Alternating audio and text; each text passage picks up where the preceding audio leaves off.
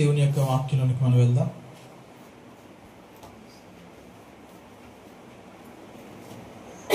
కీర్తన గ్రంథము 75వ కీర్తన.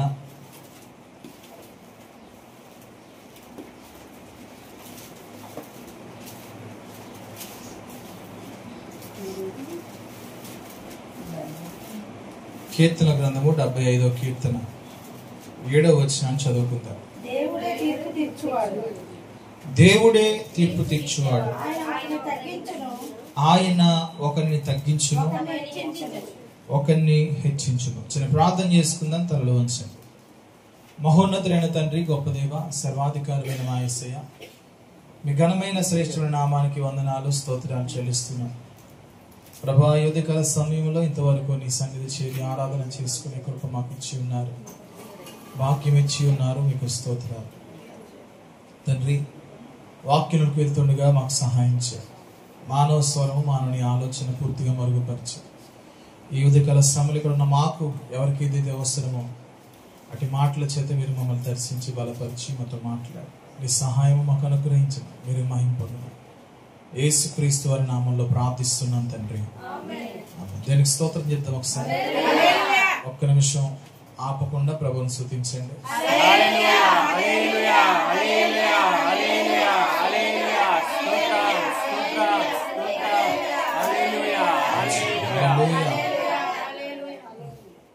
ప్రార్థన చేసుకున్నాం. దేవుడు ఆయన చిత్తములో ఇది నాన్న తన వాక్యంతో మనందరూ కూడా బలపరుచును గాక. ఆమేన్. హల్లెలూయా. ఇంకా చాలా మంది తెల్లలేదా మీ మొఖాల్లో? అప్పుడే మంచం నుంచి దిగి వస్తే ఎలా ఉంటుంది అలా మన దేవుడి మందిరానికి వచ్చేటప్పటికి మనలో ఫ్రెష్నెస్ కనపడాలి. ఎలా ఉండాలి? ఒక్కోసారి ఉంటుందా మనకి ఆ బలహీనతలు బట్టో లేకపోతే ఈ క్లైమేట్ని బట్టి అలా కనిపిస్తూ ఉంటుంది. కానీ దేవుని సన్నిధిలోకి వచ్చేటప్పటికి మన మనసులు, మన తలంపులన్నీ కూడా దేవుని కోసం సిద్ధపరచుకోవాలి. దేవునికి స్తోత్రం చెప్తాం. మంచిది. మనం చదవబడిన మాటలో దేవుడే తీర్పు తీర్చువాడు, ఆయన ఒకరిని తగ్గించును, ఒకరిని హెచ్చించు. పైన దేవుడే అని మాట కనబడుతుంది. ఏముందండి అంటే అర్థం ఏంటి? ఎస్, ఆయన మాత్రమే. ఎవరు? ఆయన మాత్రమే, దేవుడు మాత్రమే అని అర్థం. అంటే మనుషులు ఎక్కువగా తీర్పు తీర్చడానికి చాలా ఆతురత కలిగి ఉంటారు. ఒకరి గురించి మాట్లాడాలంటే, ఒకరి గురించి తీర్పు తీర్చాలంటే చాలా ఇష్టం. అంటే టాపిక్స్ కూడా చూస్తామంటే ఎక్కువగా కూర్చుని మాట్లాడేటప్పుడు ఎవరి కోసం మాట్లాడుకుంటాం? మాట్లాడుకోవడం మొదలు పెడితే సమయం కూడా తెలియదు. వాడి గురించి, వీళ్ళ గురించి మాట్లాడుకుని కొన్నిసార్లు తీర్పులు కూడా తీరుస్తూ ఉంటాం. ఈ విషయంలో దేవుని యొక్క వాక్యం చెప్తుంది ఏంటంటే, నువ్వు ఎవరికి కూడా తీర్పు తీర్చొద్దు, తీర్పు తీర్చేవాడు దేవుడు మాత్రమే అని వాట కనబడుతుంది. ఇంకొకటి, తీర్పు తీర్చే విషయంలో మనం ఎంతగా తీర్పు తీరుస్తామో దేవుడు కూడా మనల్ని అలాగున తీర్పు తీర్చేటువంటి విషయం కూడా కనబడుతూ ఉంది. ఇంకొకటి అంటున్నాడు, నిన్ను నువ్వు తీర్పు తీర్చుకోగలిగితే తీర్పు నుంచి తప్పించబడతావు అంటున్నాడు. దానికి స్తోత్రం. మనిషి ఎప్పుడు కూడా తనలో ఉన్న పొరపాట్లు, తనలో ఉన్న క్రియలు తీర్పు తీర్చుకోడు. ఏ మనిషికి ఆ మనిషి తన వ్యక్తిగత జీవితం అంటే ఇష్టంగా కనబడుతుంది. అది మంచి అయినా చెడైనా, ఇతరులకు ఇబ్బంది కలిగించేదైనా, అది ఎలాంటిదైనా సరే తమ హృదయంలో, తమ హృదయాలోచనలో ఆ తీర్పు తీర్చుకోరు. ఎప్పుడూ కూడా ఎదుటి వారిని తీర్పు తీర్చేటువంటి మనస్తత్వం మనుషుల్లో కనబడుతూ ఉంటుంది. అది ఇప్పటి నుంచి కూడా చూస్తూ ఉన్నాం. కానీ తీర్పు తీర్చేవారు ఎవరు అని అంటే దేవుడు. కింద ఇంకో మాట చెప్తున్నాడు, ఆయనే ఒకరిని తగ్గిస్తాడు, ఒకరిని హెచ్చిస్తాడు. దేవుడు ఎలాంటి వాడు అంటే, ఆ తీర్పును బట్టి, ఆ మనిషి మనస్తత్వాన్ని బట్టి, ఆ మనిషి క్రియలు బట్టి, ఆ మనిషి యొక్క ప్రవర్తనను బట్టి హెచ్చించాలా, తగ్గించాలా అని ప్రభువే చేస్తూ ఉంటాడు. కొన్నిసార్లు ఈ పరిస్థితులు చాలా బాగుంటూ ఉంటాయి. అప్పుడు అనుకుంటాం, నా వల్ల, నేను చేసిన దానివల్ల, లేదా నా టాలెంట్, నా జ్ఞానం, నా పరిమితి, నా పరిస్థితి, ఇలాగ నువ్వు మాట్లాడుకుని నా వల్లే, నేను చేసిన దాని వల్లే ఈ స్థానం నాకు వచ్చిందని చెప్పి నువ్వు అనుకోవచ్చు. అయితే దేవుడు ఇవ్వకపోతే ఏ స్థానము కూడా నీ వద్దకు రాదు. వాక్యంలో రాయబడింది, అధికారుల సైతము కూడా ఆయన నియమిస్తాడు. అధికారులను కూర్చుండబెట్టువాడు ఆయనే, అధికారులను దించువాడు ఆయనే. కనుక నీకు ఏ స్థానం ఇచ్చినా, ఏ పరిస్థితిలో ప్రభు నిన్ను నన్ను నిలబెట్టినా సరే అది ఆయన చిత్తము అని గ్రహించితేనే అది ఆశీర్వాదం. దేనికి స్తోత్రం. అందుకే అంటున్నాడు, ఆయన ఒకరిని తగ్గించును, ఒకరిని హెచ్చించును. ఒకవేళ నీ పరిస్థితిని తగ్గింపబడిన పరిస్థితిలో కనుక ఉన్నట్లయితే దేవుడు నిన్ను హెచ్చించగలిగిన వాడిగా చేయగలడు. నిన్ను హెచ్చింపబడిన పరిస్థితిలో మరలా తీసుకువెళ్ళి కూర్చోబెట్టగలడు. దేవునికి స్తోత్రం చెప్తా. హల్లెలూయా. బైబిల్ గ్రంథంలో నెబుకద్నెజరు అనేటువంటి ఒక రాజు ఉన్నాడు. ఆ రాజుని దేవుడే హెచ్చించాడు. ఆ రాజుకు దేవుడే అధికారం ఇచ్చి ఇశ్రాయేలు లేదా యెరూషలేము మీదకి దండ ఎత్తి అక్కడ ఉన్న వారిని చెరకు తీసుకువచ్చేలాగా చేశాడు దేవుడు. ఎవరు హెచ్చించారు? మీరు ఆలోచన చేస్తే ఆ నెబుకద్నెజరు యొక్క పరిపాలనలో కొంతమంది భక్తుల గురించి మనం చదువుకున్నాం. ఎవరి గురించి అంటే దానియేలు గురించి చదివాం, షడ్రక్ మేషక్ అబేద్నెగోల గురించి కూడా మనం చదివాం. ఈ పరిపాలనలో షడ్రక్ మేషక్ అబేద్నెగోలు ఒక ప్రతిమకు మొక్కను అన్నప్పుడు ఈ నెబుకద్నెజరు రాజు ఏం చేశాడంటే కోపోద్రికుడై అక్కడ ఉన్న వారందరినీ, ఎవరిని కాదు, అక్కడ ఉన్నటువంటి ఆ ముగ్గురిని కూడా అగ్నిలో పడవేయమని ఆజ్ఞాపించాడు. ఎందుకు ఆజ్ఞాపించాడు అంటే అతనికి ఉన్నటువంటి అధికారము చేత గర్వించి, అధికారము చేత అతడు కళ్ళు గుడ్డితనముతో వారు కలిగి ఉన్న భక్తిని నిందించడానికి ప్రయత్నం చేశాడు. ఇలాగను మనం చూస్తా ఉంటే కొన్ని రోజులకి, కొన్ని సంవత్సరాలు గడిచిన తర్వాత అదే నెబుకద్నెజరు రాజు గడ్డి తినేలాగా దేవుడు మార్చేశాడు. దానికి స్తోత్రం. హల్లెలూయా. అంత గొప్ప రాజు ఏమయ్యాడు? గడ్డి తినేలాగా. ఏమయ్యాడు? గడ్డి తినేలా మార్చాడు. అదే రాజు ఒకప్పుడు ఇశ్రాయేలు మీద, యెరూషలేము మీద దండెత్తి యుద్ధం చేసి జయించినటువంటి పరిస్థితి, అనేక దేశాలు జయించి తీసుకొచ్చాడు. అదే రాజు ఏమీ లేనివాడే పశువులాగా గడ్డి మేసేలాగా కూడా ప్రభు చేశాడు. ఈ విషయాన్ని ఆలోచన చేయగలిగితే మన విషయంలో దేవుడు హెచ్చించగలడు, తగ్గించగలడు. ఈ విషయంలో ఎక్కడా కూడా హెచ్చించబడిన పరిస్థితి నీకు వచ్చినప్పుడు నా జ్ఞానము, నా వల్ల, నేనే అనే మనస్తత్వం నీకు వచ్చిందంటే గుర్తుపెట్టుకో, ఒక రోజున నెబుకద్నెజరుకు పట్టినటువంటి గతి కూడా పట్టేటువంటి పరిస్థితి జరుగుద్ది. నీవు నిలబడినా, నువ్వు కూర్చున్నా, ఒకరిని గణపరిచినా అది దేవుడు చేస్తే తప్ప అది ఎవరి వల్ల కూడా జరిగే పని కాదు. దేనికి స్తోత్రం చెప్తాడు. హల్లెలూయా.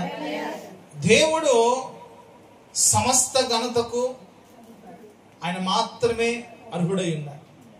అలాంటి దేవుడు కూడా తగ్గించుకున్నటువంటి పరిస్థితి మనకు కనబడుతూ ఉంటుంది. ఫిలిప్పీలకు రాసిన పత్రికలో 2వ అధ్యాయము,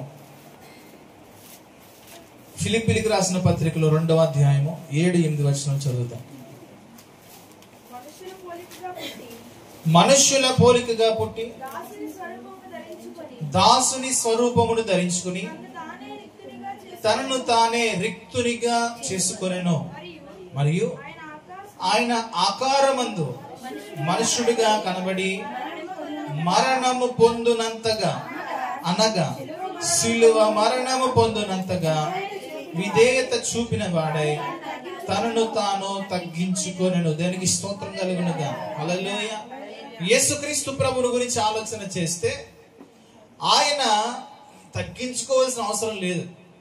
ఎందుకంటే ఆయన మహోన్నతుడైన దేవుడు. పైన రాస్తూ మీరు చదువుతుంటే పైకి వచ్చినప్పుడు ఆయన దేవుని స్వరూపము కలిగిన వాడై ఉండి విడిచిపెట్టకూడని భాగ్యంని ఎంచుకోలేదు. నేను దేవునితో సమానం. ఆయన దేవుడై ఉన్నాడు. ఆయన శరీరధారికి లోకానికి వచ్చాడు. నేను ఎందుకు తగ్గించుకోవాలి? నేను ఎందుకు ఇలాగ ఉండాలి?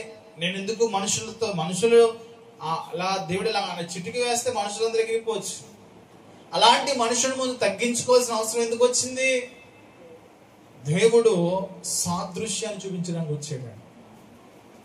కింద ఇంకా రాస్తున్నాడు, విడిచిపెట్టకూడని భాగ్యం ఎంచుకోలేదు కానీ మనుషుల పోలికగా పుట్టి. ఏ స్వరూపం అంట? ఎవరైనా సరే వస్తే మంచి పొజిషన్ తీసుకుంటారా, తక్కువ పొజిషన్ తీసుకుంటారా? సీఎం గారు వచ్చి, అమ్మా నీకేమన్నా గవర్నమెంట్ జాబ్ ఇస్తాను ఏం కావాలి అని అడిగితే, మరుగుదొడ్ల దగ్గర గవర్నమెంట్ జాబ్ వేయించండి అడిగితే ఎవరైనా అడుగుతారా? అడుగుతారా ఎవరన్నా? లేకపోతే మున్సిపాలిటీ జాబ్ వేయించండి చెత్త తెస్తాం. ఎవరు వచ్చి అడిగారు నిన్ను? సీఎం వచ్చి అడిగారు. ఏ జాబ్ అడుగుతావు? కలెక్టర్, ఎంఆర్ఓ, పెద్ద పెద్ద అడుగుతాం. కానీ నాకు చెత్త తీసేది ఇవ్వండి, బండి విజిలేస్తాం ఫీ అని, నాకు జాబ్ ఇష్టం అండి, విజిలేసి చెత్త అమ్మ చెత్త అండి అని అడగడం నాకు ఇష్టం అండి అని అడుగుతారు ఎవరన్నా? అది చాలా తగ్గింపు ఉద్యోగం ఉంటుంది. కానీ యేసు ప్రభు వారు ఏ స్థానం నుంచి ఏ స్థానానికి వచ్చాడు చూడండి ఒకసారి. చాలా మంది గొప్ప గొప్ప వాళ్ళు ఫోటోల కోసం ఏదో పైన కాకి చొక్కేసిన చీపురు కట్టేట్టుకుని ఫోటోలు పేపర్లు వేయించుకుంటారు, బాగానే ఉంది. కానీ తురవరు. కానీ యేసు ప్రభు వారు తగ్గింపు జీవితం కలిగి తన స్థానాన్ని తగ్గించుకున్నాడు. చెప్పకూడదు ప్రభు. దేనికోసం తెలుసా? ఆ స్థానంలోకి వస్తే తప్ప నిన్ను చేరుకోలేడు. ఆ స్థానంలోకి వస్తే తప్ప నువ్వు ఆయన దగ్గరికి రాలేవు. గొప్ప గొప్ప మనుషుల దగ్గరికి మనం వెళ్ళడానికి అవకాశం దొరకదు. గొప్ప గొప్ప మనుషుల దగ్గరికి నువ్వు వెళ్ళి మాట్లాడడం కుదరదు. ఎలాంటి వారితో మాట్లాడగలుగుతావు అంటే, అట్టడుగున స్థితిలో ఉన్న దగ్గర వారికి మనం వెళ్ళి మాట్లాడే అవకాశం దొరుకుతుంది. నీవు మాట్లాడాలనే ప్రభువైన యేసుక్రీస్తు వారు ఆయన మనకు సమీపంగా వచ్చి ఉన్నాడు. దేవునికి స్తోత్రం కలుగును గాక. హల్లెలూయా. ఆయన తగ్గించుకున్నటువంటి పరిస్థితి మనం చూస్తా ఉంటే, ఎందుకు అలా చేశాడంటే ఆయన హెచ్చించబడిన పరిస్థితి కూడా కనబడుతుంది. ఆ కింద ఇంకా చదవండి. దాసుని స్వరూపమును ధరించుకొని తన్ను తానే రిక్తునిగా చేసుకొని 9వ వచనం చదువుతాం. అందుచేతను పరలోకమందున్న వారిలోను భూమి మీద ఉన్న వారిలో గాని భూమి కింద ఉన్న వారిలో గాని ప్రతి వాని మోకాలను యేసు నామమున వంగునట్లును ప్రతి వాని నాలుకయు తండ్రి అయిన దేవుని మహిమార్థమై యేసుక్రీస్తు ప్రభు అని ఒప్పుకొనున్నట్లును దేవుడు ఆయన్ను అధికముగా హెచ్చించి ప్రతి నామమునకు పై నామమును ఆయనకు అనుగ్రహించును. దానికి స్తోత్రం కలుగునుగా. హల్లెలూయా. ఆయన తగ్గించుకున్నాడు కాబట్టి అన్ని నామముల కంటే పై నామముగా యేసుక్రీస్తు నామమును హెచ్చించబడింది. దేవదూతలు లొంగుతారు, ప్రధానులు లొంగుతారు, రాజులు లొంగుతారు, సర్వ మానవాళి లొంగుద్ది. ప్రకటన గ్రంథములో యోహాను భక్తుడు చూసినట్టు దర్శనంలో చూడగలిగితే, అంతటా ప్రతి మోకాలు యేసు నామమున వంగినట్లు నేను చూసి ఉన్నాను అన్నాడండి. దేనికి స్తోత్రం. ఇప్పుడు ఎవడో వంగడేమో, ఆ రోజు వంగే పరిస్థితి రాబోతుంది.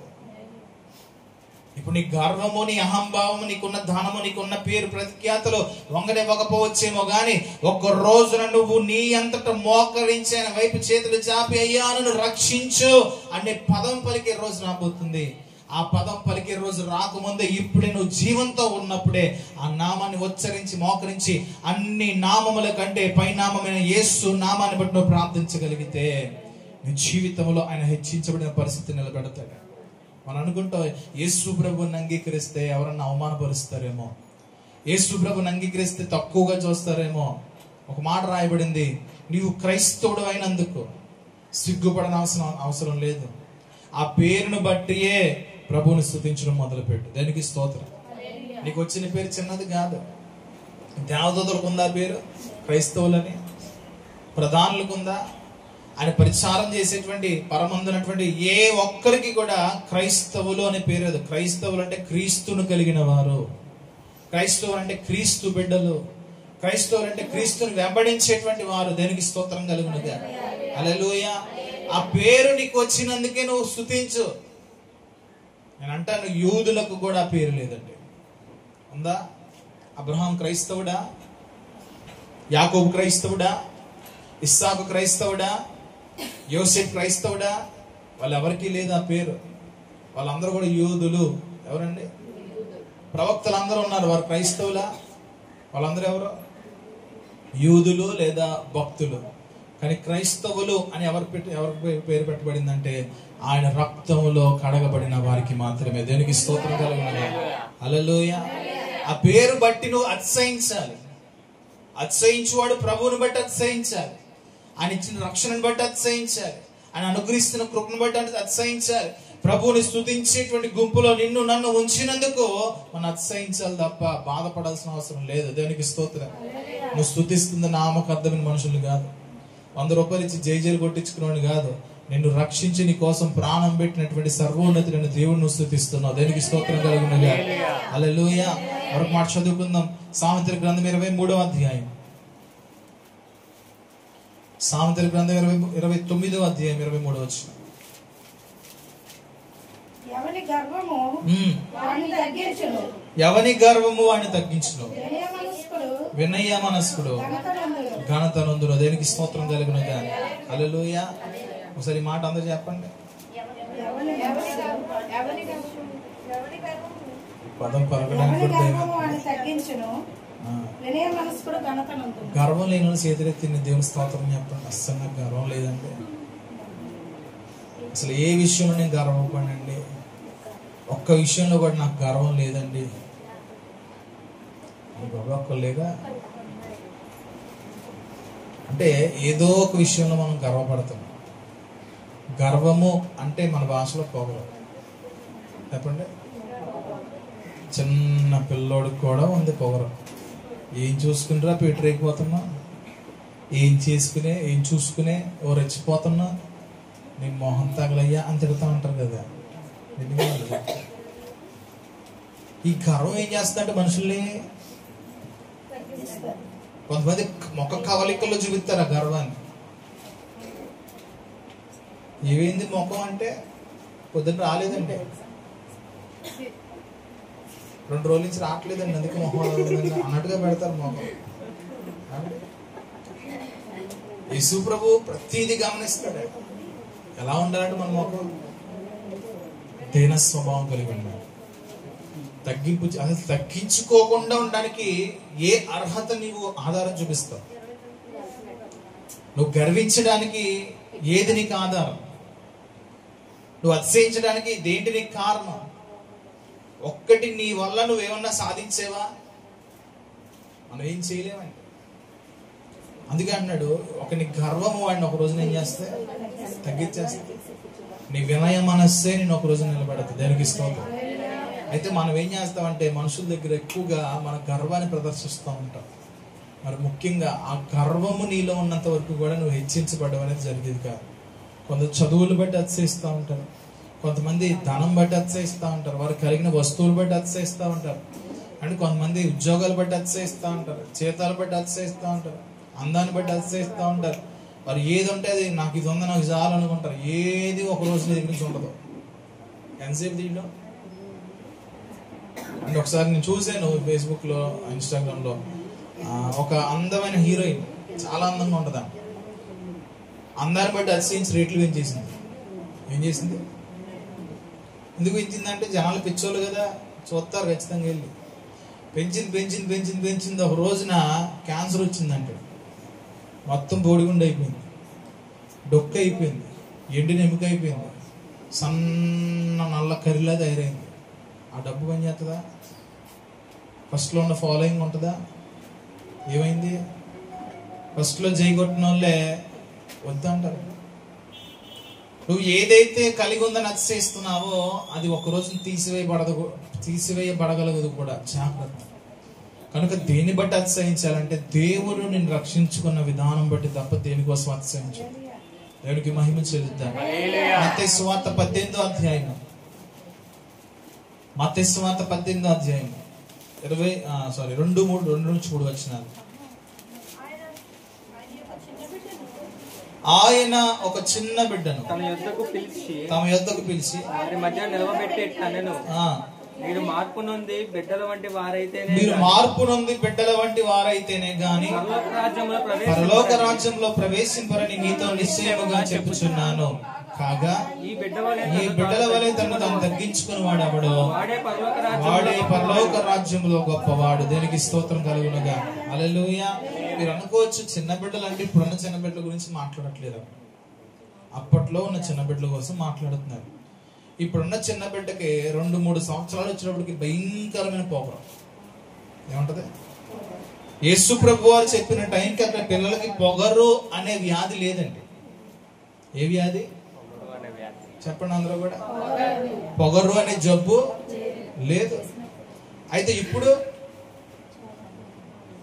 మాటలు వచ్చే సమయానికి పొగరు అనే జబ్బు కూడా మొదలైపోతుంది. అందుకన్నాడు ఆ టైంలో ఇలాంటి స్వభావం కలిగి ఉంటేనే నువ్వు పరలోక రాజ్యానికి వెళ్తావు. ఆ దినాల్లో ఏ అంటే ఆగేవాడు, ఇప్పుడు ఏ అంటే ఏంట్రా అంటున్నాడు. అవునా కాదా? ఆ దినాల్లో ఒక దెబ్బ వేస్తే మౌనం అయ్యేవారు. ఈ దినాల్లో ఒక దెబ్బ వేస్తే తిరిగి 10 దెబ్బలు వేస్తున్నారు. ఆ దినాల్లో ఏది పెడితే తినేవాళ్ళు, ఏం బట్టలు ఎత్తా బట్టలు వేస్తున్నారు. ఇప్పుడు ఉన్న ఇప్పిసి పడేసినా కదా ఎత్తావు ఇవ్వ అంటున్నారు. ఇలాంటి వాళ్ళు వెళ్తారు పరలోక రాజ్యం? ఏమండి? దీన్ని చూసి మనం మురిసిపోతూ ఉంటాం. అన్న నాకన్నా నా బుజ్జి నడెప్పకాయంట నెత్తి మీద ఉడకేయడం మానేసి, వీపు మీద 4-5 ఏళ్ళు పడ్డం మానేసి బుజ్జగెత్తాం. అలాంటి వారిది కాదు పరలోక రాజ్యం. ఇక్కడ చెప్తున్నాడు ఎలాంటి వారిదంట. ఆయన చేర్చుకున్నాడంటండి. ఆ మనస్తత్వం గురించి మాట్లాడుతున్నాడు. తగ్గింపు స్వభావం అనే పదం అక్కడ కనబడుతుంది ఆ పిల్లల్లో. నీవైనా నేనైనా చిన్న విషయాన్ని కూడా అతిశయిస్తూ ఉంటాం, లేదా గర్వం చూపిస్తూ ఉంటాం, పొగరు చూపిస్తూ ఉంటాం. ఈ పొగరు ఖచ్చితంగా ఒకరోజు నాశనానికి తీసుకెళ్తున్న విషయాన్ని గ్రహించాలి. బైబిల్ గ్రంథంలో 2వ దినవృత్తాంతాల గ్రంథము 12వ అధ్యాయంలో 2వ దినవృత్తాంతాల గ్రంథము 12వ అధ్యాయము 1 నుంచి కొన్ని మాటలు చదువుతాం. రాజ్యము స్థిరపడి తాను బలపరచబడిన తరువాత అతడును ఇశ్రాయేలు అందరూ యెహోవా ధర్మశాస్త్రమును విసర్జించిరి. ఏం చేశారంటే ఎప్పుడు బలపడి తన రాజ్యము స్థిరపడిన తర్వాత. అంతకుముందు ఆశ్రయించారు, అంతకుముందు చక్కగా అన్ని క్రమముగా భక్తి చేస్తూ ఉండేవారు, దేవుని వాక్యాన్ని ఆధారం చేసుకుంటూ ఉండేవారు. ఈ విధానంలో వెళ్తున్నప్పుడు దేవుడు తన రాజ్యాన్ని స్థిరపరిచాడు. రెహబాము తన రాజ్యము స్థిరపడిన తర్వాత ఏం చేశాడంట?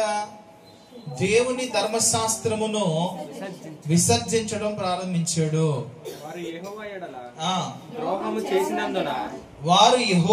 ఎడల ద్రోహం చేసినందున రాజైన రెహబాము యొక్క 5వ సంవత్సరమందు ఐగుప్తు రాజైన షీషాకు 1200 రథములతోనూ 60,000 గుర్రముల రౌతులతోనూ ఎలా వచ్చాడు? చిన్నగా వచ్చాడా పెద్దగా వచ్చాడా? చదవండి ఎన్ని వచ్చినాయి అంట? 1200 రథాలు అంటే ఎంత దూరం?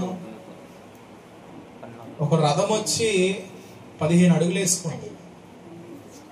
ఒక రథం వచ్చి 15 అడుగులు వేసుకుందాం. అలాంటివి 1200 అంత పెద్ద లెక్క అయితే మీకు కూడా టైం పట్టేస్తే మీరు అంత గొప్ప వాళ్ళేం కాదు, కానీ మీ మహాసత్వ అర్థమైపోతుంది. ఎక్కడ అడుగుతానా అని చెప్పేసి క్వశ్చన్ మార్క్ ఇస్తారు. ఎంత దూరం?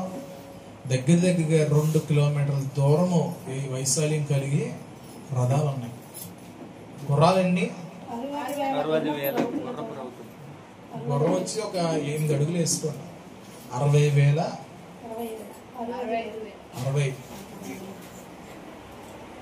60,000 సరిగ్గా తెలుగు చదువుకో. 60,000 గుర్రాలంట. ఇవన్నీ యెరూషలేము మీదకి దేవుడు దండెత్తిచ్చాడంట. దేనికోసం తెలుసా? దేవుని మర్చిపోవడం బట్టి, దేవుని వాక్యాన్ని విసర్జించడం బట్టి. అప్పటిదాకా రాజ్యం స్థిరపడిపోయింది, ఇంక ఏమి కొదువు లేదు. అంతకుముందు సొలొమోను అన్ని సంపాదించి పెట్టేశాడు. యెరూషలేము దేశము లేదా యెరూషలేము పట్టణము గొప్ప ఐశ్వర్యముతో నింపబడినటువంటి పట్టణముగా మారిపోయింది. వెండి, బంగారము, గంధపు చెక్కలు, లవంగాలు, కావలసినటువంటి వజ్రాలు, రత్నాలు ఎన్నో ఉన్నాయి. సమృద్ధి దేశం అంట ఆ టైంలో. అంత గొప్పగా దేవుడు ఆశీర్వదించినటువంటి దేశం రెహబాము వల్ల ఏమైపోయిందో తెలుసా? చదువుదాం తర్వాత. అతనితో కూడా ఐగుప్తు నుండి వచ్చిన లుబీలు, సుకీలు, కూషీలు అను వారు లెక్కకు మించి ఉండేది.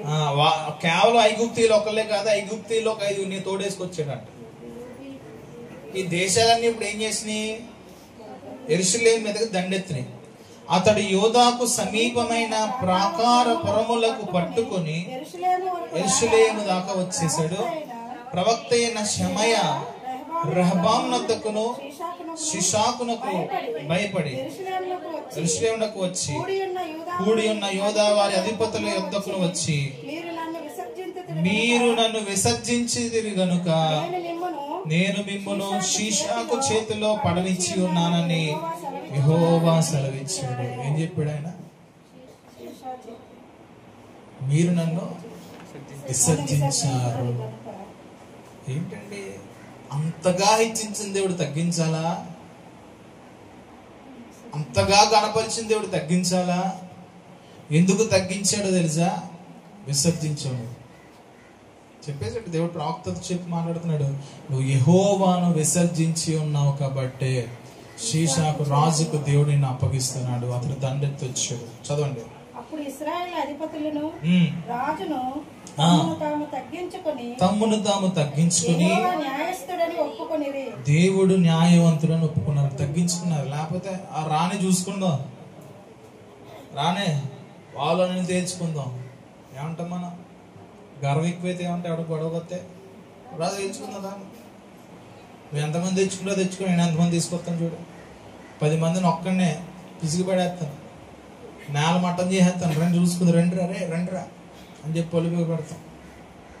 అవునా కాదండి? కానీ కొంచెం భయం వేసి దేవుని ఎదుట తగ్గించుకుని, ఎవరో రాజు అక్కడ ఉన్న అధికారులు కూడా తగ్గించుకుని ఆయన న్యాయవంతుడు అని చెప్పి ఒప్పుకున్నారంట.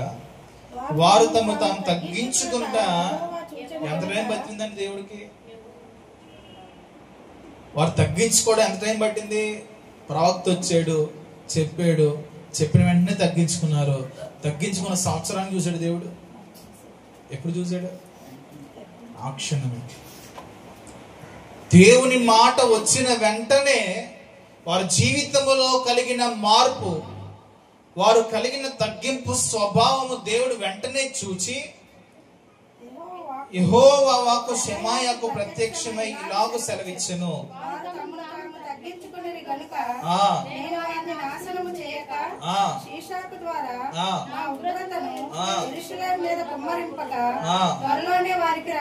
దేవునికి స్తోత్రం కలుగును గాక. దేవుని మనసు చూడండి, ఎంతగా కోపం తెచ్చుకున్నాడో, ఎంతగా వారి మీద శత్రువులు పంపాడో. ఆ శత్రువు ఆ పట్టణంలోకి వచ్చే లోపల మనసు మారిపోయింది. నా ప్రియ సహోదరులారా, మన జీవితంలో కొన్ని కీడు సంబంధమైన విషయాలు జరగడానికి గల ముఖ్య కారణం ఏంటో తెలుసా? నీవు దేవుని విసర్జించడం అయినా ఉండాలి, లేదా నిన్ను నువ్వు హెచ్చించుకోవడం అయినా ఉండాలి, నువ్వు గర్వపడడం అయినా దానికి కారణమై ఉండాలి. ఈ లోక సంబంధమైన విషయములు బట్టి నువ్వు ఎప్పుడు గర్వించావో అక్కడే నీకు పతనం స్టార్ట్ అవుతుందని గుర్తుపెట్టుకో. దేవుడు ఇవ్వందే నీ జీవితంలోకి ఏది రాదు. దేవుడు అనుమతించిందే నువ్వేం పొందుకోలేవు. దేవుని కోసం చేసిన పనైనా సరే, పరిచర్య అయినా సరే, దేవుని కోసం చేస్తున్న కార్యాలైనా సరే, అది నేను చేసా అనే మాట నీలోంచి వచ్చిందంటే మాత్రం దేవుడు నేను పక్కన పెట్టడానికి ఏమాత్రం కూడా సంకోచించడు. ఒక పని నువ్వు చేయగలుగుతున్నావు అంటే ఒకటే, నా దేవుడు ఇచ్చిన మహాభాగ్యము అని చెప్పాలి. ఒక చిన్న కార్యం నువ్వు చేస్తున్నా సరే, ఆమె ఒక కుర్చీ ఇక్కడ తీసి బయట పెడుతున్నా సరే, దేవా ఈ చిన్న పని నాకు ఇచ్చావు నాయన, నీకు స్తోత్రం అని చెప్పాలి. నేను కాబట్టి 10 కుర్చీలు నెత్తి మీద వేసుకున్నా అన్నా ఇంకో ఎంతసేపు నేను జ్వరంలో కూర్చోబెట్టా. జ్వరం వస్తే స్పూన్ కూడా ఎత్తలేవు తెలుసా? జ్వరం వస్తే నీ చేతిలో గ్లాస్ నువ్వు ఎత్తి నీళ్ళు కూడా తాగలేవు తెలుసా విషయం? తెలుసండి? ఎప్పుడన్నా వచ్చింది జ్వరం? నీ చెయ్యి కూడా నువ్వు, నీ కాలు కూడా నువ్వు, ఎంత బలం ఉందిగా నీకు. నేనే ఒక రోజు జ్వరం వచ్చి మంచమే పడితే మంచినీళ్ళు ఎత్తి తాగలేకపోయిన రోజు కూడా వచ్చింది. మరి దేని బట్టి మనం గర్విస్తే? ఇప్పుడు కళ్ళలో అనుకున్న కూర్చుని దేవుడు కూర్చోబెట్టాడంటే, పడుకోబెట్టాడంటే నిన్ను ఎవరైనా లేపితే తప్ప నువ్వు లేకలేవు. జ్వరం వస్తే ఎవరైనా లేపాలి, నీకు నువ్వు లేచిపోతావా అండి? జ్వరం వస్తే ఎలా లేపాలి?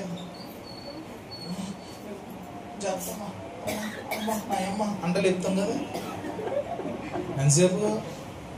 ఇప్పుడు చెప్పండి, బలం ఎవరిది? బలం ఎవరిదండి? అంతకుముందు దీన్ని లేపేస్తాం ఎరా, దీని కూడా లేపని రోజు ఉంటుంది ఒక్కోసారి.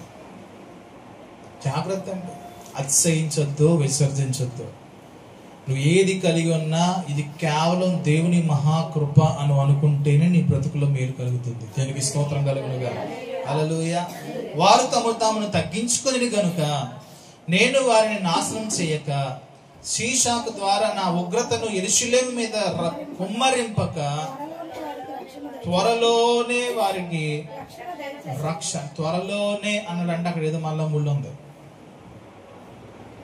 షీషాక్ అనేటువంటి ఈ ఐగుప్తు రాజు మీద రానివ్వలేదు, కానీ త్వరలోనే రక్షణ ఇస్తాను అన్నాడంటే కొంచెం ఏదో ముళ్ళు పెడుతున్నాడు. చదువుతాం. అయితే నన్ను సేవించుటకును భూరాజులకు దాసులై ఉండుటకును ఎంత భేదం ఉందో వారు తెలుసుకోవాలని వారు అతనికి దాసులు అవుదురు. ఇక్కడ దేవుడు ఏం చేస్తాడంటే నేర్పిస్తున్నాడు, ఒక లెసన్ టీచ్ చేస్తున్నాడు. ఏంటో తెలుసా? అయితే నాకు లోబడితే ఎలాగుంటుందో, మనుషులకు దాసులు అయిపోతే బ్రతుకు ఎలాగుంటుందో నేను నేర్పిస్తాను. అర్థమైందా? దేవునికి నువ్వు లోబడితే నువ్వు కింగ్ అవుతావు. చెప్పండి, దేవునికి నువ్వు లోబడితే, చెప్పండి నా మీ మాట, దేవునికి నువ్వు లోబడితే నీ పొజిషన్ కింగ్. అదే దేవుని నువ్వు విసర్జించేవంటే ఎవడికో సర్వెంట్. అలా రాధా మనోహర్ దాస్ ఇప్పుడు చెప్తున్నాను నేను, ఆ డైలాగులు ఎలాగ ఉంటాయి. నిజమండి మాట. దావీదు దేవుని ఎదుట ఎంత తగ్గించుకున్నాడో అంతగా దేవుడు ఎత్తైన స్థలంలో పెట్టాడండి. అవునా? దానియేలు, షద్రకు, మేషకు, అబేద్నెగోలు దేవుని ఎదుట తగ్గించుకున్నారు కాబట్టి వారి స్థానాలు అక్కడ ఉన్నటువంటి దేశంలో అగ్రస్థానాలు ఇచ్చాడు. యోసేపు ఒకానొక దినంలో ఐగుప్తు దేశంలో బానిసగా ఉన్నప్పటికీ దేవుని ఎదుట తగ్గించుకున్న జీవితం కాబట్టి తీసుకెళ్లి శిఖరం మీద దేవుడు కూర్చోబెట్టాడండి. దేవునికి స్తోత్రం కలుగుతుంది.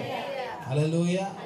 ఇక్కడ రెహబాము అక్కడ ఉన్న అధిపతులందరూ కూడా దేవునికి లోపడడం మానేసి, దేవుని ఎదుట తగ్గించుకోవడం మానేసి, దేవుని విషయాన్ని విసర్జించి గర్వించడం మొదలు పెట్టాడు. దేవుడు నేర్పించాలనుకున్నాడు. సరే, మీరు నన్ను విసర్జించారు కదా, సరే నన్ను మీరు పక్కన పెట్టారు కదా, నాకు లోపడట్లేదు కదా, ఇప్పుడు మీకు మనుషులకు దాసులై ఉంటే ఎలా ఉంటుందో నేర్పిస్తాను అన్నాడు. దేవునికి దాసులై ఉండడం అనేది చిన్న విషయం కాదు. దేవుని ఎదుట మనం అంటే సర్వెంట్స్ అంటాం మనం. దేవునికి దాసుడు లేదా దేవునికి సర్వెంట్ ఉండడం అనేది చిన్న విషయం కాదు. నేను అగ్రస్థానంలో దేవుడు కూర్చోబెట్టిన పొజిషన్ అది.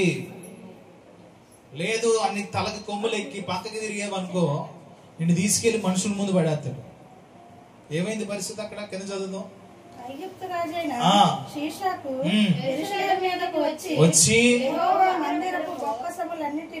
యెహోవా మందిరంలో బొక్కసములన్నిటినీ, రాజనగరులోని బొక్కసములన్నిటినీ దోచుకొని ఏం చేశాడు తెలుసా? ఆ దినాల్లో ఉన్నటువంటి గొప్ప విలువైనటువంటి సామాగ్రి దేవుని మందిరంలో ఉండేదంటండి. వీటన్నిటినీ అంటే మళ్ళా అవన్నీ కూడా దేవుడు ఏ కొలతలతో చెప్పాడో ఆ కొలతలతో చేసిన బంగారపు ఆయుధాలు. ఏ ఆయుధాలు? బంగారపు పనిముట్లు. ఒక గరిటె కానివ్వండి, ఒక చెంబే కానివ్వండి, దేవుని ఎదుట ఉన్నటువంటి ప్లేట్స్ కానివ్వండి, గంగాళము కానివ్వండి, ప్రతీది కూడా విలువైన బంగారముతో చేసి రాళ్లతో పొదగబడింది. అది ఇవన్నీ కూడా ఏం చేయబడ్డాయి తెలుసా? దేవుడు అనుమతించాడు. చెప్పండి మాట, చెప్పండి మాట. అదేంటండి దేవుడు ఇలా తీసాడు ఏంటండి? యోబు ఏమన్నాడు? యెహోవా ఇచ్చిన యెహోవా. ఒకవేళ నీ దగ్గర కలిమి లేదా లేమి అనే పరిస్థితి ఉందంటే అది ఇచ్చాడు, ఆయన తీసుకున్నాడు గుర్తుపెట్టుకో. ఏమండి? మీ చేతులు ఫుల్గా ఉన్నాయనుకో, ఎవరిచ్చారు? మీ చేతులు ఖాళీగా ఉన్నాయనుకో, ఎవరు తీస్తారు? ఎందుకు తీసాడు తెలుసా? ఎందుకు తీసాడు తెలుసా? నీకు నేర్పించడానికి. ఏం చేయడానికి? అందుకే భక్తుడు అన్నాడు, నేను సంపన్న స్థితిని ఎరుగుదును, లేమి స్థితిని ఎరుగుదును అనే మాట మాట్లాడుతున్నాడు. దేవుడు మన జీవితంలో జోక్యం చేసుకున్నాడు. దేవునికి నువ్వు విలువిచ్చావు, దేవునికి నువ్వు ఎక్కువ ప్రాధాన్యత ఇచ్చావు. ఆ సమయంలో సమృద్ధి నీ దేశంలోకి వచ్చింది. ఎప్పుడైతే విసర్జించడం ప్రారంభించారో దేవుని మందిరములో దాచబడిన విలువైన వస్తువులన్నీ కూడా దోచుకు వెళ్ళిపోవడానికి దేవుడే అనుమతిచ్చాడు. అసలు యెహోవా మందిరంలో అడుగు పెట్టడానికి ఇశ్రాయేలుకి గజగజ వణికేదండి.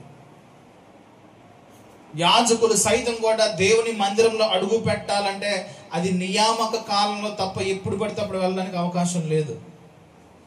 అలాంటి పరిశుద్ధ స్థలములో ఎవడో అన్యుడు రావడానికి దేవుడు ద్వారం తెరిచాడంటే అర్థం చేసుకో. యాజకులు ఎంతో మంది అనాలోచితంగా అతి పరిశుద్ధ స్థలంలో అడుగు పెట్టి చచ్చిపోయి బయటకు వచ్చిన రావడానికి అవకాశం లేక వారి నడుంకి ఒక గంట కట్టి ఒక తాడు కడతారంట. తాడు బయటకు ఉండదంట పరిశుద్ధ స్థలంలోకి. యాజకుడు అక్కడ తనకున్నట్టు టైం బట్టి వెళ్ళి లోపలికి వెళ్ళి యాజకత్వం చేస్తున్న సమయంలో ఒకవేళ అతను అన్యాయముగా ఏదైనా బలి అర్పణ చేస్తే వాడి మీద దేవుడు మొత్తి అక్కడ చంపేశాడు. ఆ వ్యక్తి సౌండ్ గంట సౌండ్ రాకపోతే కొంతసేపు చూసిన తర్వాత తాడు పట్టుకుని లాగితే శవం బయటకు వచ్చేది.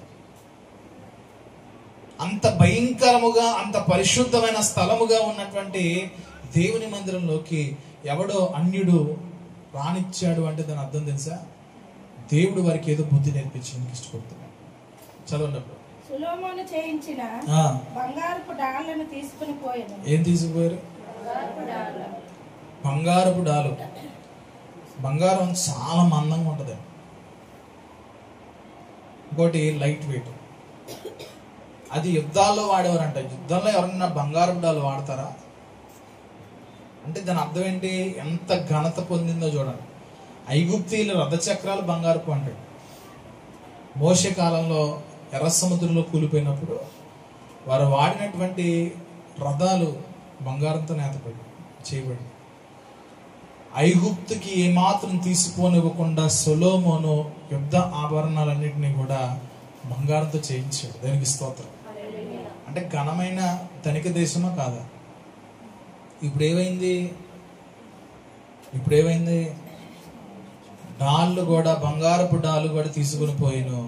వాటికి బదులుగా రాజైన రెహబాము ఇత్తడి డాళ్లను చేయించి వాటిని రాజనగరి యొక్క ద్వారమును కాయు సేవలకు అధిపతులకి ఇంకా డాల్ ఏం లేక ఏం చేయించాడంట? ఇత్తడి అంటే చీప్ అండి. బంగారం కాస్టా ఇత్తడి కాస్టా? బంగారం కాసు ఎంత? ఇత్తడి కాసు ఎంత? కిలో అమ్మ. ఆ దాంతో 5 కిలో వచ్చేద్దా? ఇత్తడి గాజులు వేసుకుంటారా? ఇత్తడి నెక్లెస్ చేయించుకుంటారా? ఇత్తడి జోలి చేయించుకుంటారా? ఇత్తడి ముక్కు పుడక, ఇంకా కాసులు పేరు ఏ ఉంటాయి పేర్లు అట్లా చేయించుకుంటారా? దాని అర్థం ఏంటంటే తగ్గిపోయింది పరిస్థితి. ఏమైపోయింది? ఒకప్పుడు సంపన్న స్థితిలో ఉన్నదే తగ్గిపోయింది. రాజు యెహోవా మందిరంలోనికి ప్రవేశించినప్పుడల్లా నగరు సేవకులు వచ్చి వాటిని ఎత్తి తరువాత వాటిని మరలా గదిలో ఉంచుచూ వచ్చింది. దేవునికి స్తోత్రం కలుగునుగా. దేవుని మందిరంలోకి వచ్చినప్పుడల్లా కూడా ఆ డాల్ ఇలా చూపించేవారంట దేవునికి. ఎందుకు చూపించేవారు? ఇక్కడ తగ్గింపు జీవితం కనబడుతుంది. మా స్థితిని నువ్వు తగ్గించావు ప్రభు. అది చూసినప్పుడల్లా వీళ్ళకి కూడా జ్ఞానోదయం రావాలి. ఏంటంటే మా అజ్ఞానమే, మేము బుద్ధిహీనమైన విషయంలో ఇలాగున దేవుని ఎదుట అతిశయించాం కాబట్టి దేవుడు మమ్మల్ని ఇలా తగ్గించారు అనే విషయం కనబడుతుంది. అతడు తనను తాను తగ్గించుకునినందున యెహోవా అతనిని బొత్తుగా నిర్మూలం చేయక యూదా వారు కొంత మట్టుకు మంచితనమును అనుసరించుట చూచి తన కోపము అతని మీద త్రిప్పుకొనెను. దేనికి స్తోత్రం. రాజైన రెహబాముకు బుద్ధొచ్చి అతడు దేవుని సన్నిధిలో అతనితో పాటు దేవుని ప్రజలను కూడా మరలా కొంచెం వాక్యానుసారంగా నడిపించడం ప్రారంభించాడు. ధర్మశాస్త్రానికి లోబడడం నేర్పించాడు. దేవునికి విధేయతగా జీవించడం నేర్పించాడు. ఇలాగ చేయడం వల్ల అంట దేవుని కోపం అక్కడున్న ప్రజల మీద నుంచి దేవుడు తిప్పేసుకున్నాడు అండి. దేవునికి స్తోత్రం చేద్దాం. హల్లెలూయా. ఇప్పుడు నువ్వు గర్విస్తే దేవునికి నచ్చుద్దా నచ్చదా? ఏమండి, మొహం 2 రోజుల నుంచి ఎక్కడికో వెళ్ళినట్టుగా పెడితే దేవుడు నచ్చుద్దా నచ్చదా? ఎలా ఉండాలి మనం? ఎలా ఉండాలి? నీ ముఖంలో తగ్గింపు స్వభావం కనబడకపోతే ఎవరైనా ఎంత గొప్పవాడివైనా ఎంత గొప్పదానమైనా ఆయన తీసుకొచ్చి కింద కూర్చోబడ్డం పెద్ద పని కాదు. నెబుకద్నెజరునే గడ్డి తీసేలా తీర్చాడంటే నెబుకద్నెజరు కంటే ఘనత ఎవరికి కూడా లేదు. అక్కడ రాజు అండి ఆయన. నువ్వు కలిగిన దాన్ని బట్టి అతిశయించడం మానేసి దేవుడు ఉన్న పరిస్థితిని బట్టి దేవుడు నిన్ను ఎలాగుంచినా సరే దేవుణ్ణి మాత్రమే నీ జీవితంలో ఇచ్చించుకుంటూ నిన్ను నువ్వు తగ్గించుకుంటూ ఉండగలిగితే దేవుడు ఎప్పటికైనా ఒక రోజున మరలా నిన్ను హెచ్చించడానికి ఇష్టపడతా ఉన్నాడు. దేవునికి స్తోత్రం. ఒకటే ఏం కాదు, ఒకే కారణం ఏంటంటే నీ మనసు మార్చుకోవాలి. ఏం చేయాలి? అక్కడ రెహబాము ఉన్న అధిపతులు ప్రవక్త ద్వారా రాబడిన మాట వినిన వెంటనే వారు మార్చేసుకున్నారండి. వెంటనే టైం పట్ల ఆ మార్పును బట్టి దేవుడు వెంటనే కార్యం జరిగించాడు. వారి మీదకి శత్రువులు రానివలా, శత్రువులకి వీరిని అప్పగించలా, కానీ వారు కలిగి ఉన్నదంతా కూడా కోల్పోయారు. వాడు అప్పుడు చెప్తున్నాడు, దేవుడు మాట్లాడుతున్నాడు ఏంటంటే వారికి నాకు దాసులై ఉంటే ఎలా ఉంటుందో మనుషులకి దాసులు అయిపోతే ఎలా ఉంటుందో వారు తెలుసుకోవాలి. నీ జీవితంలో ఎవరికి లోబడాల్సిన అవసరం లేదు. అలాగని చెప్పి గర్వించమని నేను చెప్పట్లా. దేవుని ఎదుట తగ్గించుకో చాలు. దేవునికి లోబడి చాలు. దేవుని మాటకు విధేయత చూపించు. దేవుడు చెప్పిన పనిని చేయడానికి నువ్వు పూనుకో. అది కష్టమైన, నష్టమైన, బాధ అయిన, ఇబ్బంది అయిన, మనుషులు నిన్ను ఎటకారం చేసినా, మనుషులను హేళన చేసినా, రే ఏంట్రా అమ్మ ఏంటి ఎలా అయిపోయావు అన్నా సరే నువ్వు మార్చుకోగలిగితే, నువ్వు తగ్గించుకున్నావు కదా, దేవుడు నిన్ను ఒకరోజు తెచ్చిస్తాడు. లేదు నాకు దేవుని కంటే మనుషుల మాటే ముఖ్యం, నాకు దేవుని కంటే మనుషుల ఘనతే ముఖ్యం అనుకుంటా కూర్చున్నావంటే వారు గణపరచరో దేవుడు గణపరచు. మనుషులు కనపడితే ఎప్పుడు కనపడతారు? మహా అయితే పుట్టినరోజుకు బ్యానర్ నుంచి హ్యాపీ బర్త్డే రాస్తారు అంతే. ఏం చేస్తారు? మహా అయితే ఏం చేస్తారు? బ్యానర్ మీద హ్యాపీ బర్త్డే రాయించి ఒక స్టిల్ నీతో దిగి చిరంజీవిలాగా వెనకాల కారు ఫోటో దొంగ కారు పెట్టేసి, ఆ కారు కూడా నీది కాదు. అవును నీదా? నీది ఏది కాదు. అక్కడ ఉన్న ముఖం కూడా నీది కాదు. చెప్పాలంటే ముఖానికి ఏం చేస్తారు? Patch work. ఏం చేస్తారు? అక్కడ ఉన్న గడ్డం నీది కాదు, అక్కడ ఉన్న మీసం నీది కాదు, అక్కడ ఉన్న ఐబ్రోస్ నీది కాదు, కళ్ళు కూడా నీది కాదు. మనం చూసే డిజైనింగ్ చేస్తారు. అసలు ఏది మన కాదు. అది మన కాని మొఖాన్ని అక్కడ పెట్టారు. అలా ఉంటే బాగుంటాడు అని నువ్వు ఫీల్ అయ్యేలాగా వాడు ఫీల్ అయ్యేలా చేయించి ఇటో 10 మంది ఇటో 10 మంది పెట్టి కింద హ్యాపీ బర్త్డే రాయించి దాని బ్యానర్ మహా అయితే ఒక 2000 4000 తగలెట్టి అంత పెట్టినందు మరి నీకేమైనా ఉరుగుద్దా? పోనీ అక్కడ పెట్టిన కనీసం కేక్ బొమ్మ తీసుకుని తిను దమ్ముంటే అవుద్దా? దీనికోసం మనం పేటరేగిపోతా ఉంటాం. నాకు ఎంతమంది ఫ్యాన్స్ ఉన్నారు. ఏం ఫ్యాన్? కరెంట్లో ఎత్తరగిన ఫ్యాన్లు అవన్నీ కూడా. దేనికి స్తోత్రం కలుగుగా. అప్పుడు ఈ సహోదరులారా, దేవుడు గణపరిస్తే అది వేరేలా ఉంటుంది. మరొక నేను చెప్పగలుగుతా, నా దేవుడు నిన్ను ఎప్పుడు ఆకలిగా ఉన్నప్పుడు, నా దేవుడు నిన్ను ఎక్కడో ఒకటి తగ్గించడు. నీకు గౌరవమే వస్తుంది తెలుసా? దేవుడికి నువ్వు తగ్గించుకుని చూడు, దేవుని ఎదుట లోబడి చూడు, నిన్ను అందరూ గౌరవిస్తారే తప్ప ఎవరో కూడా నేను తక్కువ చేసి మాట్లాడు. ఈ లోకంలో దేవుని ద్వారా వచ్చిన ఘనత చాలా గొప్పదని మీరు నమ్ముతారు నమ్మరో. మొండూరులో మనం చెప్పండి, అక్కడ ఉన్న ఊరు పెద్దోళ్ళే. నాకు చాలాసార్లు ఆశ్చర్యం వేస్తూ ఉంటుంది. వాళ్ళ ముందు నేను బాలబచ్చే కానీ వయసులో కానీ అనుభవంలో కానీ. ఒకసారి ఏదో విషయంలో అక్కడ ఉన్న చిన్న గొడవను బట్టి వాళ్ళు ఏదో తీర్పులు తీర్చుకుంటే అయ్యగారు మీరు వచ్చి కూర్చోండి అన్నారు. నాకు మామూలుగా చిన్నపిల్లల గొడవల్లో నుంచి మాట్లాడి తీర్పు తీర్చమే రాదు. నాకు మౌనంగా ఉంటా, నాకు రాదు కాబట్టి అంత జ్ఞానం లేదు కాబట్టి. తీసుకెళ్ళి నాకు కూర్చోబెట్టినట్టు అర్థం నాకు ఆశ్చర్యం అవుతుంది. లోపల నవ్వేసుకుంటున్నాను, లోపల నవ్వొచ్చేస్తుంది. ఊరు పెద్దల దగ్గర కూర్చోబెట్టబెట్టి నాకు అర్థం కాదు. నాకు అనిపించింది, వాక్యం గుర్తొచ్చింది, అధికారులతో నేను కూర్చుండబెడతానన్నాడు. దేవునికి స్తోత్రం. హల్లెలూయా. జ్ఞానం లేదండి తీర్పు తీర్చడానికి మనం ఊరు పెద్దలం కాదు. ఇంట్లో గొడవలే సరిగ్గా మనం తగలెట్టుకోలేం. మరి ఎలా చేయగలుగుతాం? నువ్వేం చేయక్కర్లే, అక్కడికి వెళ్ళి కూర్చోజాలంతే. ఆ పొజిషన్ దేవుడు నీకు పెడతాడు. ఎందుకో తెలుసా? నువ్వు ఎవరికి లోపడ్డావంటే దేవునికి లోపడ్డావు. దానికి స్తోత్రం.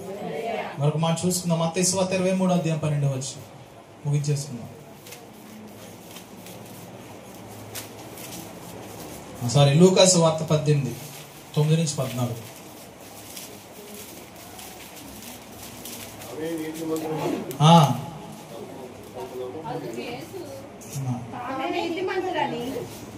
మీ అందరి బళ్ళకు త్వరగా స్టార్ట్ అవును గాక.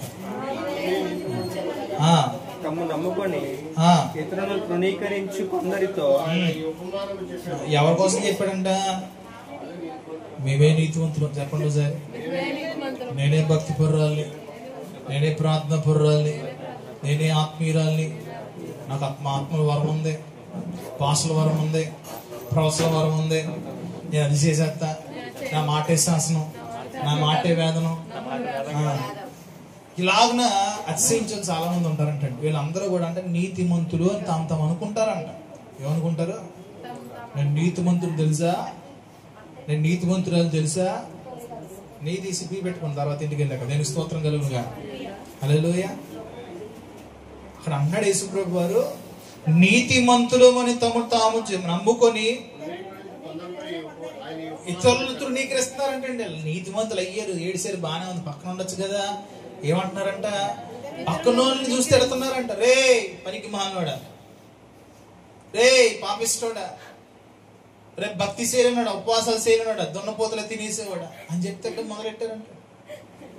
తిడ్డం పక్కన పెడితే దేవుడి దగ్గర కంప్లైంట్లు చేస్తున్నారంట. కింద చదవండి.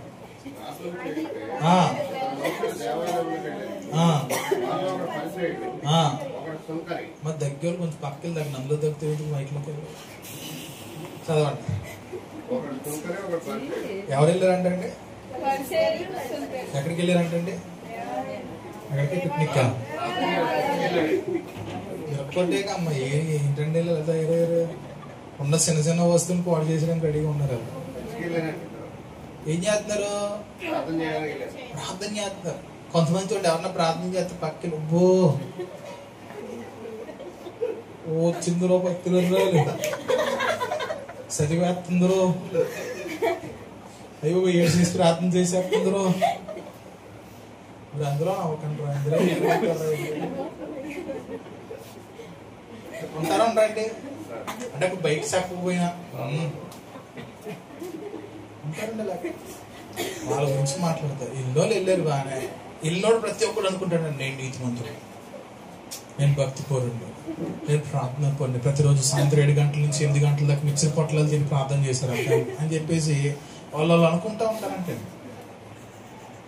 వాళ్ళిద్దరి గురించి చెప్తున్నాడు అక్కడ. ఏమన్నాడు? దేవా, నేను చోరులను, అన్యాయస్తులను, వ్యభిచారులైన ఇతర మనుషుల వలైనను, ఈ సుంకరి వలైనను ఉండనందుకు దేవునికి కృతజ్ఞతాస్తుతి చెల్లించడానికి ఎవరిని తిడుతున్నాడు? వ్యభిచారులు, దొంగలు, దోచుకునే వాళ్ళు, చోర్లు, ఇలాంటి సొంకర్లు అని చెప్పి తిడుతున్నాడు అంటే. దేవుని స్తుతించాలంటే ప్రభువానికి స్తోత్రం చెప్తే సరిపోద్ది కదా. నేను అలా లేను, నేను ఇలా లేను, అలకలా లేను, ఇలాకలేను, ఎందుకు మాట ఎందుకు అసలు అంటే అర్థం ఏంటి తెలుసా? ప్రభువా, నేను అలకలా లేకుండా నీతిమంతుడై ఉన్నాను. అర్థం ఏంటి? నేను వారమునకు 2 వారాలు, వారానికి 2 మార్లు ఉపవాసం చేస్తే ఎందుకు చేస్తాం? ఉపవాసానికి సన్నపడడానికి. అంతేనా? దేనికోసం చేస్తున్నాం ఉపవాసం? దేనికి? వెయిటింగ్. అది ఉపవాసం అంటే ఏంటి? యేసుప్రభు వారు చేసింది ఉపవాసం. కానీ మనం చేసే ఉపవాసం గాలి ఉపవాసం. ఇదంతా కూడా తర్వాత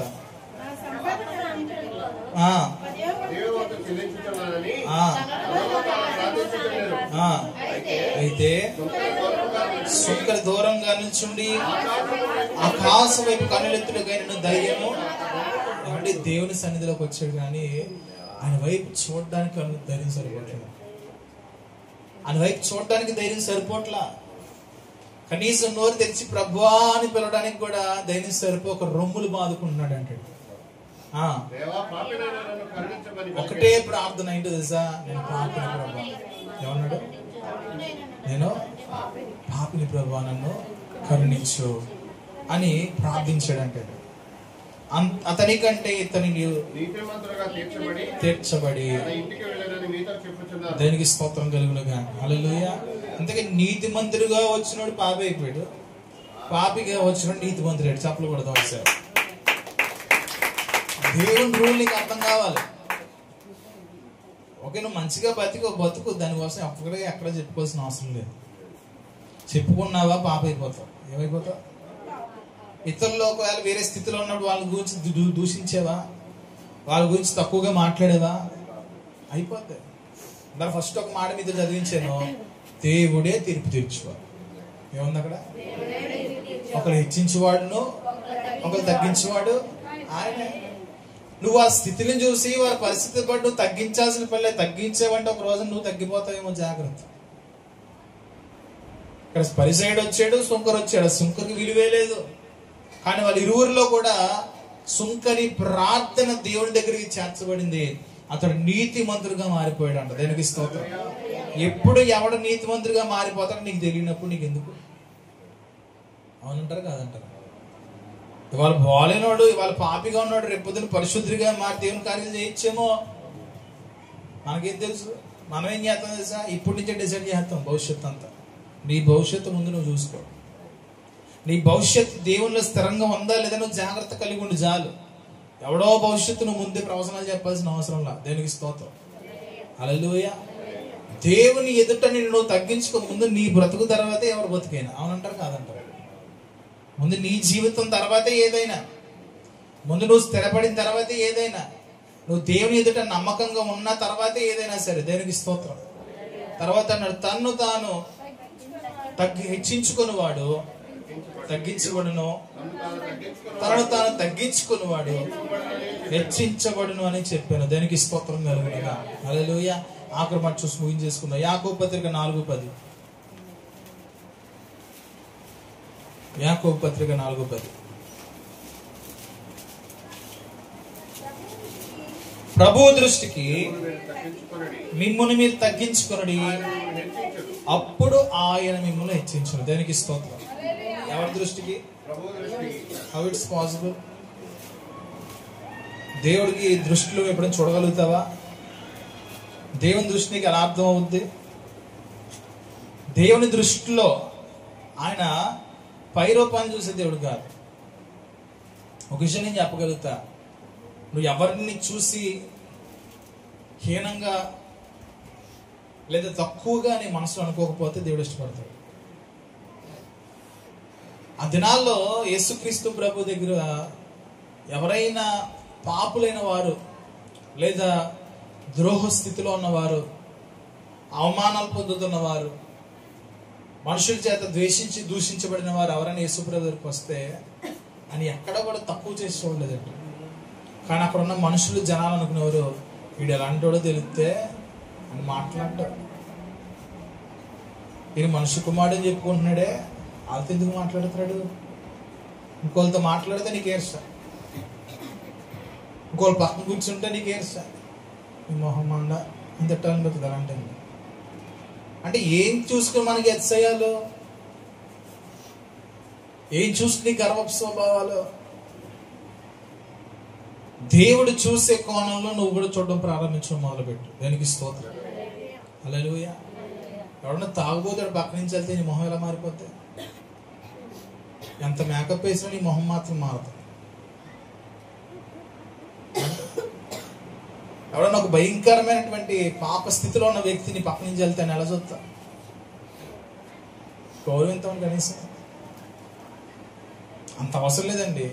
మున్సిపాలిటీ వాళ్ళు ప్రతిరోజు మన ఇంటికి వస్తారు కదా పంది, వాళ్ళ మీద నీ స్వభావం ఎలా ఉంటుందో చూడు ఒకసారి. ఏమండి అని ఎవరైనా పిలుస్తారా? మీ చెత్తబ్బాయి వాళ్ళ అమ్మ అదే పేరు పెట్టింది. దానికి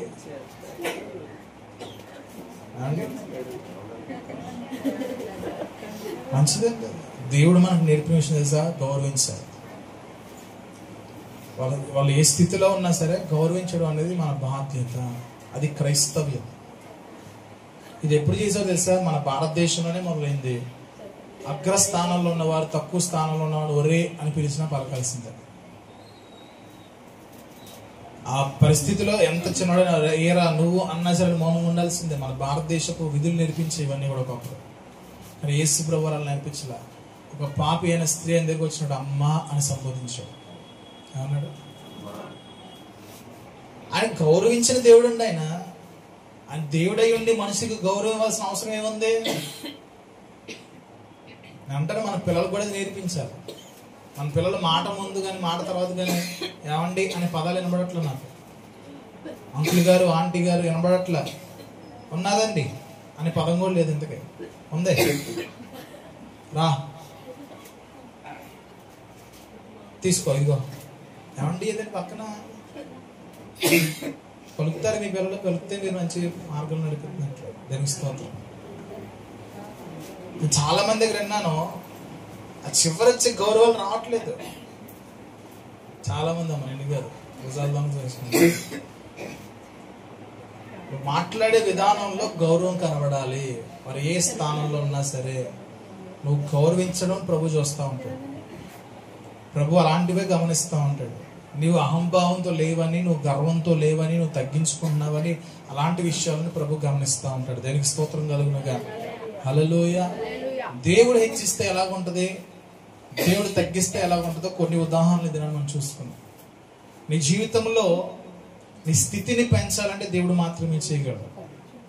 నీ కుటుంబాన్ని పెంచాలంటే దేవుడు మాత్రమే చేయగలడు. నిన్ను ఘనపరిచి అనేకులు ఎదుట ఆశీర్వాదంగా నిలబడ్డాలంటే అది దేవుడు మాత్రమే చేయగలడు.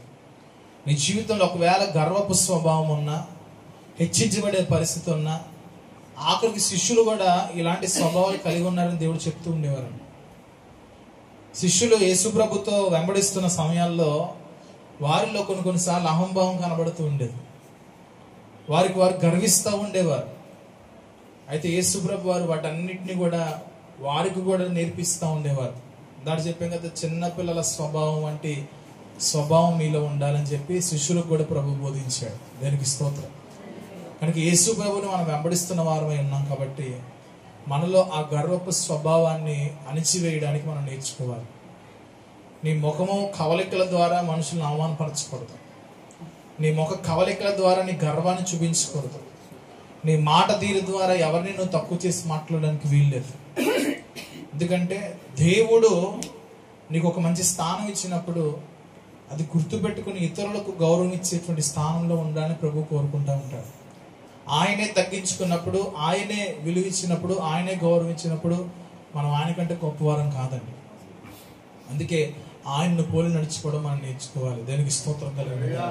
అలాంటి మనస్తత్వాలు మన హృదయాల్లో దేవాది దేవుడు అనుగ్రహించును గాక. ఆమె ప్రార్థన చేసుకుందాం. అందరూ కూడా లేచి నిలబడండి.